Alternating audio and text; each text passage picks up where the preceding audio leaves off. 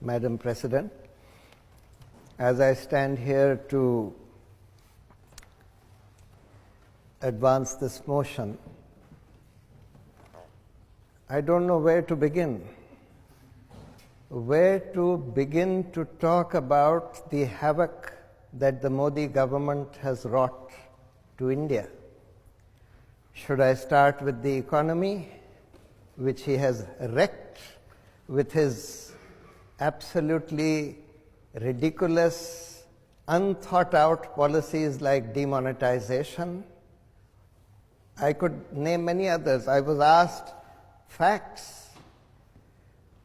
Now, this is another unique thing that the Modi government has given us. It has destroyed all institutions whose job is to find out the facts. The National Sample Organization, which is supposed to come out with the figures of unemployment, that was prevented from putting out the figures for the last 2 years. When finally the figures which they had collected leaked out, which showed that far from creating jobs, he had actually destroyed more than 1 crore jobs in the last 1 year alone, that is more than 10 million jobs in the last 1 year alone, then the heads of the statistical organizations which were responsible for creating these figures, they were attacked by the government and they had to resign. So all institutions whose job is to find out the facts and put them out on the table are under attack. And then we are told to rely only on propaganda. As I said, I could start with the economy, but what he has done to Indian society, to our constitution, to our thought itself, is something far more insidious. Today we are told that there is no such thing as fact. We are told that there is no such thing as science. There is no such thing as reason.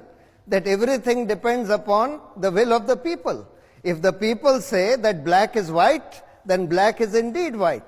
This is what we are being told. If the people say that in ancient India, as Modi said, we had developed plastic surgery and Lord Ganesha's trunk was a fine art of plastic surgery in the past, or as he said, that Karna from Mahabharata, from this ancient epic Mahabharata, was born as a test tube baby. He was an example of in vitro fertilization.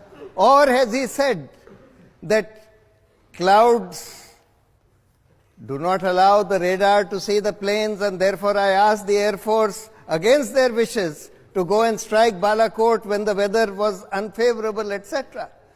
I mean, do we just disregard reason, critical thinking? Do we just disregard facts merely because we have been told to believe certain facts or certain fiction because of the propaganda that has been spread? That's the other damage that he has done. That he has reduced the media by controlling large sections of the media through inducements, through threats, etc., to just instruments of propaganda, instruments of spreading hate against Muslims, against minorities, etc. So there is an attack on reason, there is an attack on science, there is an attack on civilized values themselves, civilized discourse itself.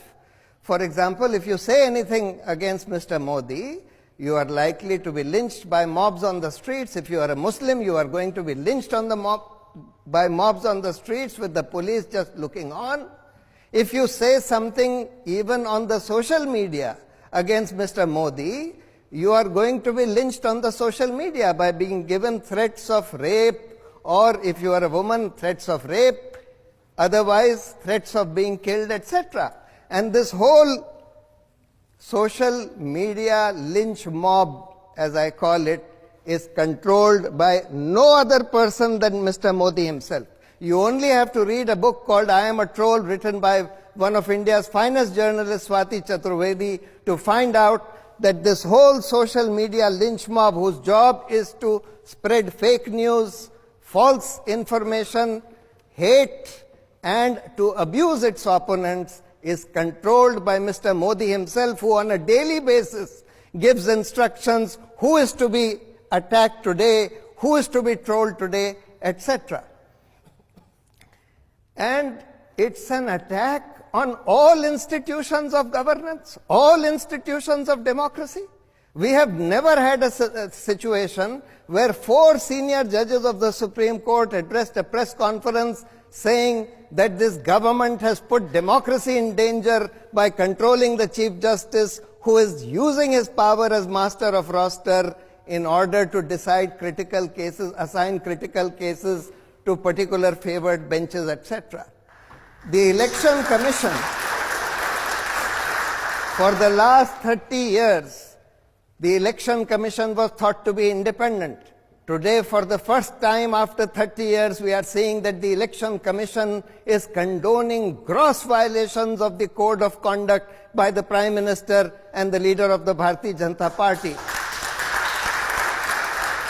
The Comptroller and Auditor General gave a report on this Rafale aircraft deal, defense deal scam recently, which was predicted 3 months in advance by the government.